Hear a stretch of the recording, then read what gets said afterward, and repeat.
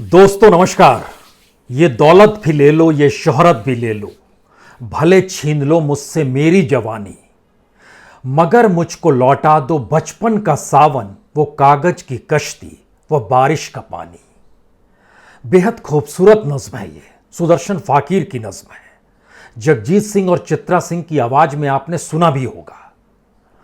लेकिन जरा कल्पना शुरू कीजिए, सावन का महीना चल रहा है, बारिश भी समूचे देश में हो रही है, लेकिन बच्चे क्या उस सावन के महीने को और बारिश के पानी को और कागज की किश्ती को महसूस कर पा रहे होंगे? क्या भारत वाकई डिजिटल हो गया है? क्या भारत में एजुकेशन पूरे तरीके से ऑनलाइन हो चला है?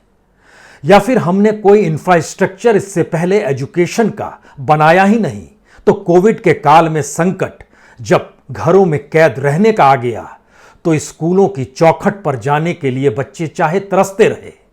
लेकिन अब तो 17 महीने बीत चुके हैं। 17 महीने यानी 68 हफ्ते, यानी 1 बरस 5 महीने। और इतने लंबे वक्त तक जरा कल्पना कीजिए, इस देश में कितनी बड़ी तादाद में बच्चे घरों में ही कैद रहे, और अभी भी हैं, क्योंकि हमारे पास कोई इंफ्रास्ट्रक्चर नहीं है। हमने कभी ध्यान दिया ही नहीं कि किसी भी मुश्किल वक्त में प्रोटोकॉल के तहत ही बच्चों का विकास कैसे किसी देश में होना चाहिए, इसके लिए हमारे पास बजट नहीं है, इसके लिए हमारे पास कोई विजन भी नहीं है, और शायद हमारी जरूरत भी नहीं है। 17 महीने किसी बच्चे की जिंदगी में, और वह भी ऐसे मौके पर जब वह अपने दोस्तों से मिलता हो, देखता समझता हो वातावरण को, तितलियों को देखता हो, भंवरों को महसूस करता हो, घास पे खेलता हो, आसमान में बादलों को मंडराते हुए भी देखता हो और बारिश को भी देखता हो। हमें लगता है कि आज आपको शुरू में एक गीत सुनाते हैं।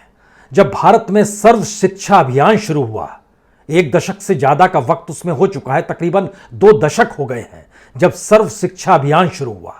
उस समय एक विज्ञापन जारी किया गया भारत सरकार की तरफ से, और बच्चों का उल्लास, बच्चों का उत्साह, बच्चों की जिंदगी जीने के तरीके को उसमें पिरोया गया। स्कूल चले हम, वाकई गीत बड़ा शानदार है, और शायद उसमें बच्चों की जिंदगी जिस उम्मीद, आस, उत्साह, उल्लास के साथ आसमान तले स्कूल जाने के लिए मचलती है, वो शायद आज के वक्त में बच्चों के भीतर वैसा उत्साह है या नहीं है। क्योंकि दुनिया का सबसे बड़ा स्कूल तो भारत ही है। यूरोप के कई देश भारत में समा जाएं, इतनी बड़ी तादाद में यहां के बच्चे स्कूल जाते हैं, लेकिन सब चीजों पर ब्रेक लग चुकी है।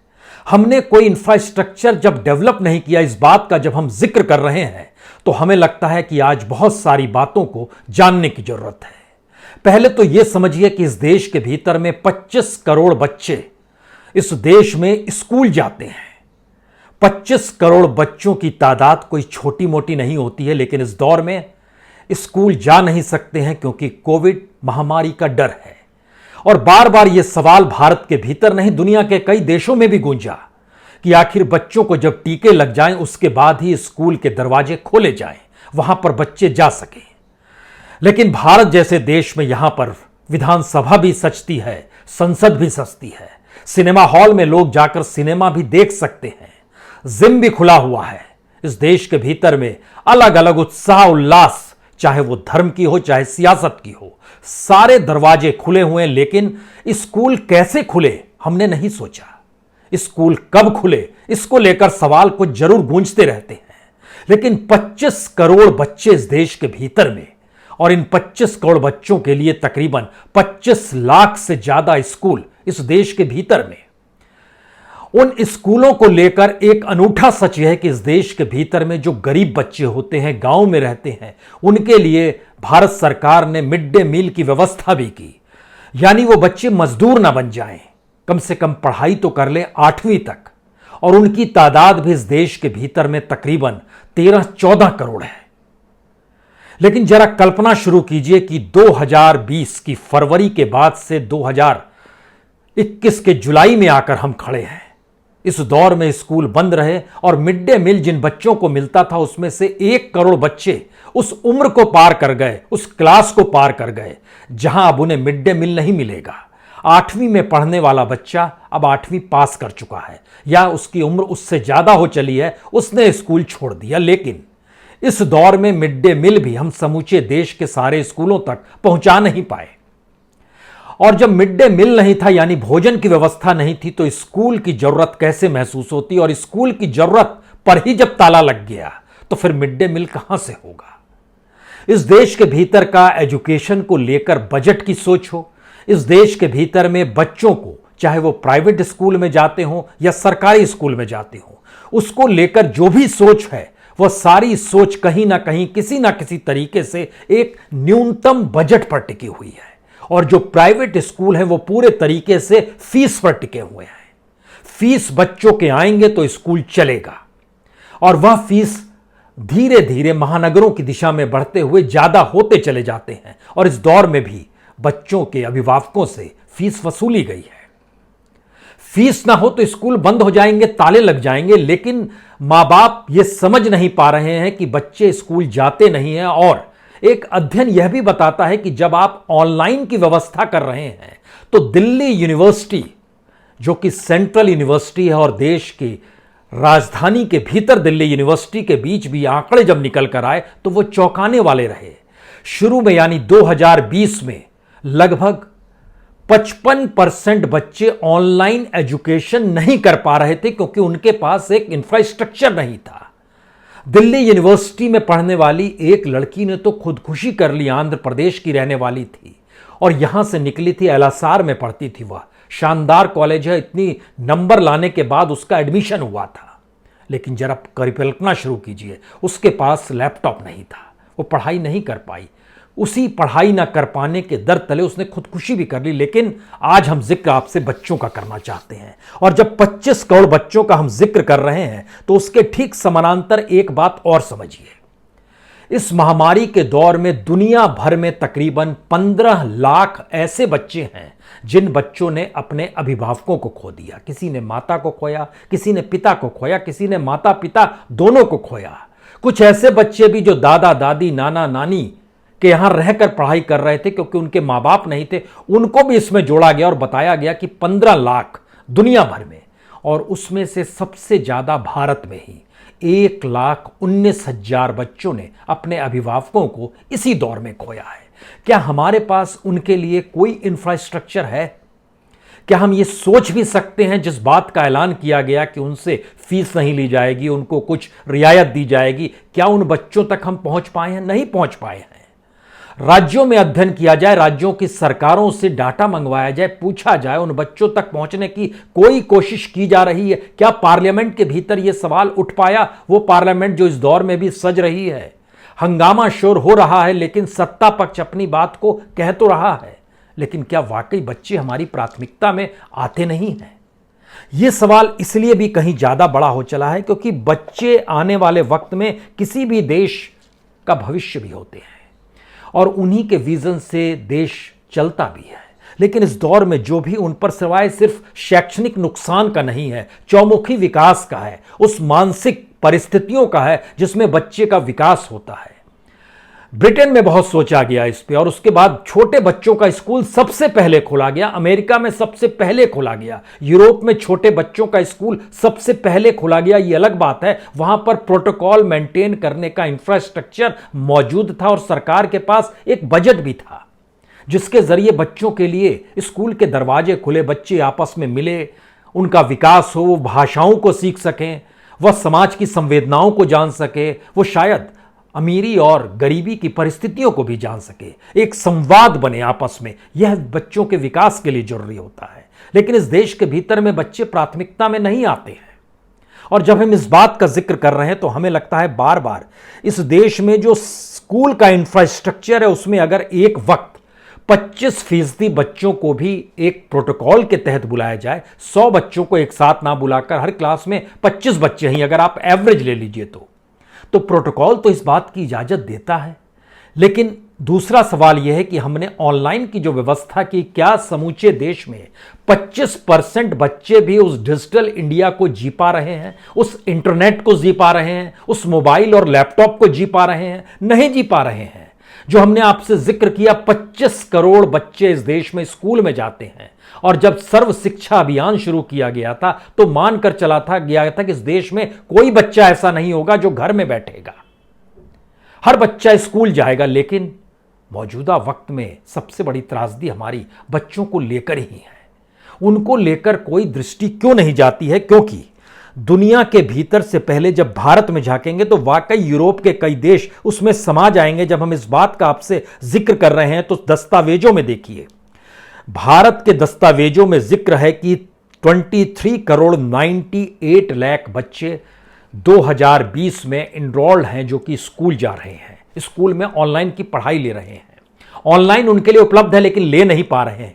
लेकिन जब आप इंटरनेट, लैपटॉप, मोबाइल इन सब को जोड़िएगा तो आपके जहन में एक सवाल सबसे बड़ा होगा, क्या वाकई 23 करोड़ 98 लाख बच्चे, जिसमें गवर्नमेंट स्कूल में जाने वाले 12 करोड़ 84 लाख बच्चे हैं, प्राइवेट स्कूल में जाने वाले 8 करोड़ 39 लाख बच्चे हैं, और 2 करोड़ 75 लाख सरकारी एडेड स्कूल जो है, जिसमें केंद्रीय विद्यालय भी आता है, नवोदय विद्यालय भी आता है, ये सारे बच्चे जो अलग अलग जो एडेड स्कूल हैं, सरकारी एडेड, उसमें जो जाते हैं, इन सबको मिलाइएगा तो इतनी बड़ी तादाद में।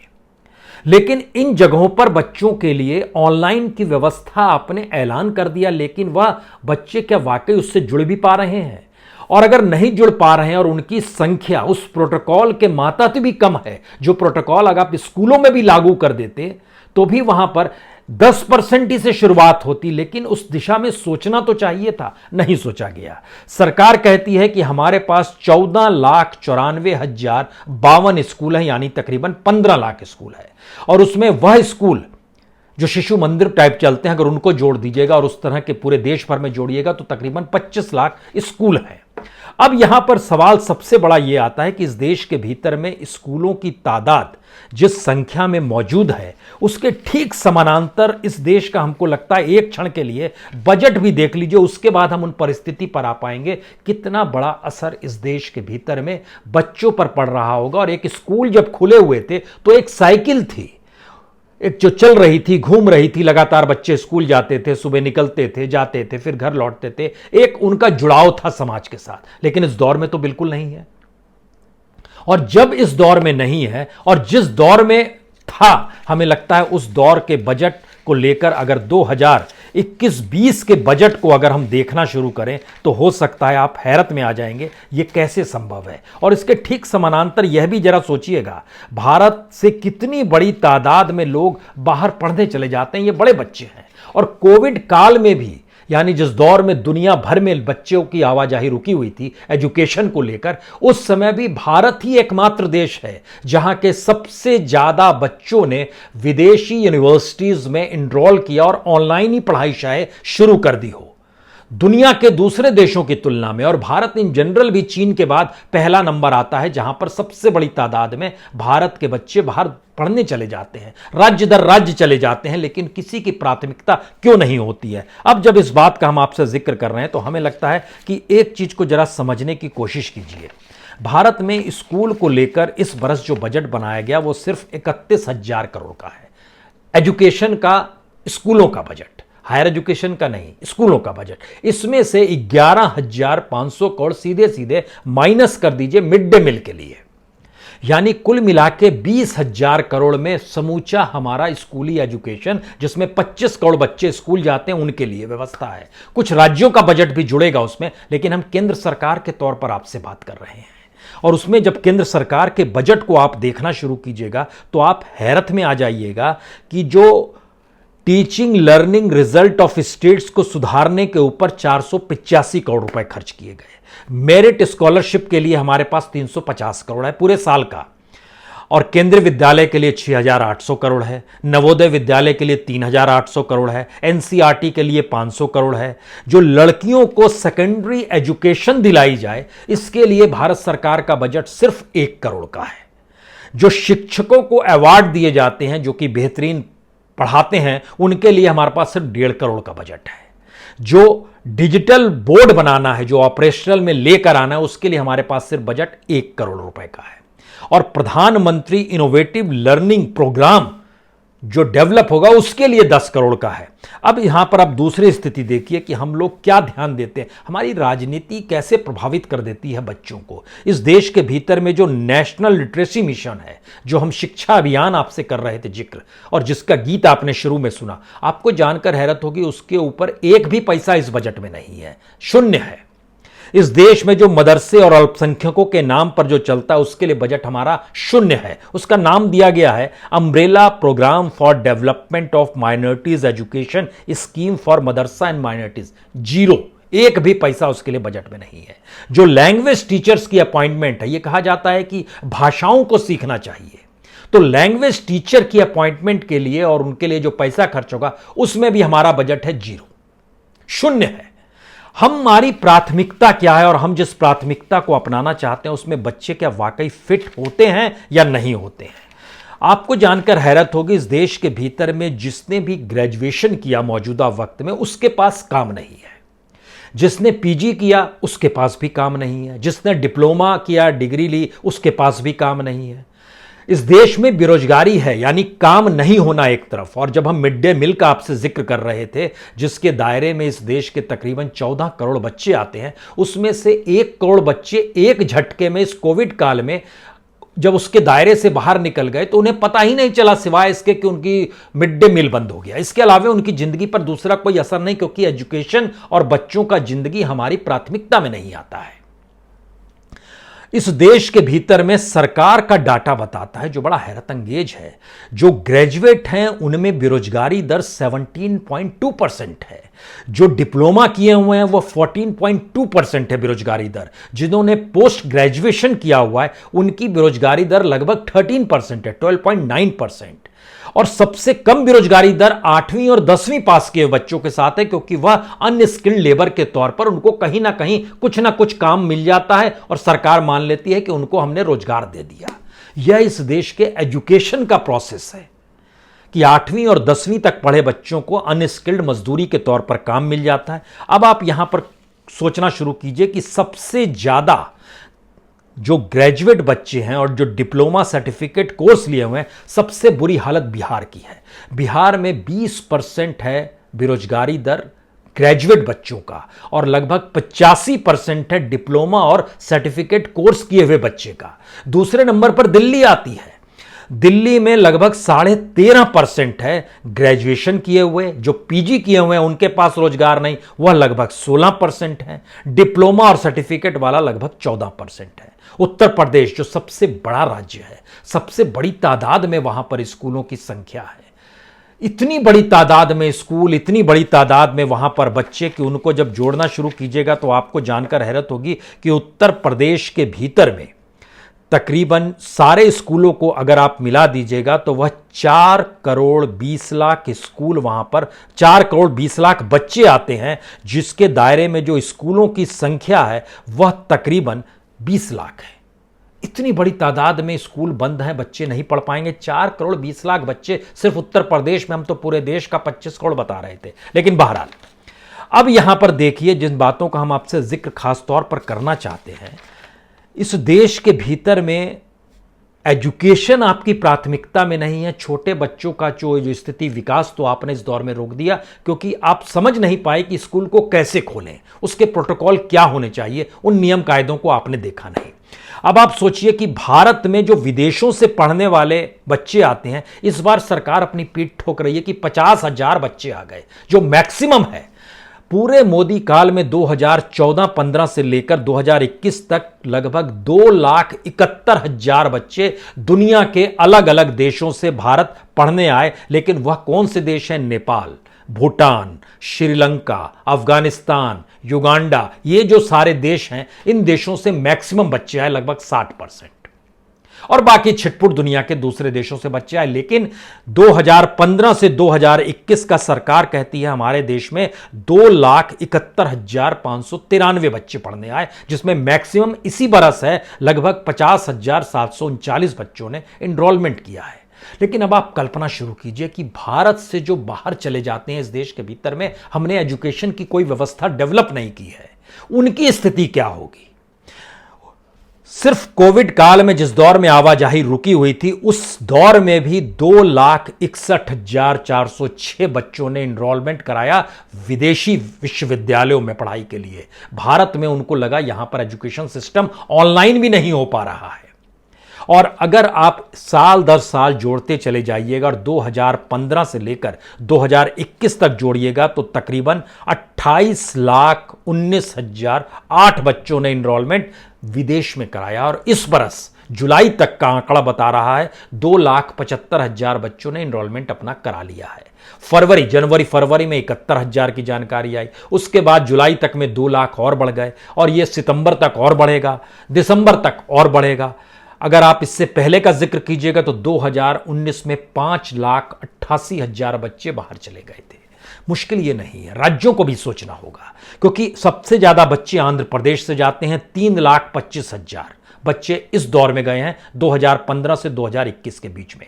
पंजाब के 3,10,000 बच्चे, महाराष्ट्र के 3 लाख बच्चे, गुजरात के 2.5 लाख बच्चे, तमिलनाडु के 2.5 लाख बच्चे, कर्नाटक के 1.5 लाख बच्चे और पूरे देश के लगभग 30 लाख बच्चे इस 2015 के बाद से विदेश में चले गए। सवाल है, इस देश में जीडीपी कैसे बढ़ेगी, इनोवेशंस कैसे होंगे, एजुकेशन का डेवलपमेंट कैसे होगा, इस पर किसी का कोई ध्यान नहीं है। उसकी सबसे बेहतरीन स्थिति है कि दुनिया भर के टॉप मोस्ट 300 यूनिवर्सिटीज में भी देखिएगा तो भारत के सिर्फ 3 university, IIMC Bangalore, IIT Mumbai, IIT Delhi, इसके अलावा कोई यूनिवर्सिटी नहीं आती है। और भारत में अपने तौर पर जो इंडिया स्किल रिपोर्ट कहती है, वो कहती है कि जो टॉप सिटी है एजुकेशन की वो हैदराबाद, लेकिन हैदराबाद से ही सबसे ज्यादा बच्चे छोड़कर चले जाते हैं दुनिया के अलग अलग देशों में पढ़ाई करने के लिए। बेंगलोर, कर्नाटक भी उसी श्रेणी में आता है, वहां के भी बच्चे चले जाते हैं। पुणे, महाराष्ट्र भी उसी श्रेणी में आता है जिसका हमने आपसे जिक्र किया। जो टॉप मोस्ट स्टेट है वो महाराष्ट्र, तमिलनाडु और कर्नाटक है, जो एजुकेशन के लिहाज से भारत सरकार बेस्ट मानती है। और महाराष्ट्र, तमिलनाडु, कर्नाटक और आंध्र प्रदेश, यही 4 राज्य हैं जहां से मैक्सिमम बच्चे विदेश चले जाते हैं। तो आप सोचिए कि हम किस कैटेगरी में आकर खड़े हैं। और जब इन पूरे प्रोसेस को जब आप समझना शुरू करेंगे तो उसमें कई सवाल आपके जहन में आखिर में जरूर आएंगे और ये सवाल आपको बेचैन कर देंगे। बेचैनी इसलिए क्योंकि इस देश के भीतर में एजुकेशन को लेकर बाहर पढ़ाने के लिए जो माँ बाप कमाते हैं वह मैक्सिमम उसमें ब्लैक मनी का भी हिस्सा होता है। जो लोग घूस लेते हैं, ब्यूरोक्रेट्स के बच्चे हैं या पॉलिटिशियंस के बच्चे हैं, वह भी एक अलग इकोनॉमी है। लेकिन सबसे मुश्किल तत्व क्या है? दुनिया में चाहे अमेरिका का जिक्र कीजिए, ऑस्ट्रेलिया का जिक्र कीजिए, ब्रिटेन का जिक्र कीजिए, जर्मनी का जिक्र कीजिए, कनाडा का भी जिक्र कीजिए, इन जगहों पर लोग मानकर चलते हैं, गवर्नमेंट मानकर चलती है कि एजुकेशन स्किल और एजुकेशन के जरिए इनोवेशंस जो होते हैं वह जीडीपी में लगभग 3% तक इजाफा कर सकते हैं। अमेरिका ने इसको खुले तौर पर आज से नहीं स्वीकारा है, बीते 50 वर्षों से स्वीकारा है कि एजुकेशन का महत्व क्या होना चाहिए। अब जर्मनी ने भी इसको एक्सेप्ट किया है, लेकिन हम अपने यहां के बच्चों को दुनिया के दूसरे देशों में बढ़कर उस देश की इकोनॉमी को डेवलप करने की दिशा में ले जाने को तैयार हैं, लेकिन अपने यहां चीजों को डेवलप कर पाने की सोच में नहीं आ पाते हैं, क्योंकि भारत के भीतर में प्राथमिकता बच्चे आते ही नहीं है, एजुकेशन आता ही नहीं है। यानी सिनेमा घर खुल जाएगा, जिम खुल जाएंगे, स्टेडियम खुल जाएंगे, बाजार खुल जाएंगे, गंगा स्नान करने के लिए जाइएगा वह भी खुल जाएगा, तमाम चीजें खुल जाएंगी। इस देश में पंचायत से लेकर लोकसभा चुनाव तक हो जाएंगे, विधानसभा खुल जाएगी, लोकसभा खुल जाएगी, संसद खुल जाएगा, सब कुछ खुल जाएगा। सरकारें बदलेंगी, सरकारें आएंगी, लेकिन इनकी प्राथमिकताओं में स्कूल नहीं है, बच्चे नहीं है। और यह एक ऐसी परिस्थिति को भारत भोग रहा है जिसमें अगर आने वाले वक्त में ये 25 करोड़ बच्चे, अभी तो सिर्फ 17 महीने हुए हैं, जरा कल्पना करके कोई भी इस देश में बता सकता है कि कितने महीने के बाद सारे स्कूल खुल जाएंगे? कोई नहीं बता पाएगा। यह स्थिति इस देश की सबसे त्रासदीदायक है। कभी इसको प्राथमिकता के साथ सोचना भी चाहिए। बहुत बहुत शुक्रिया, बहुत बहुत शुक्रिया।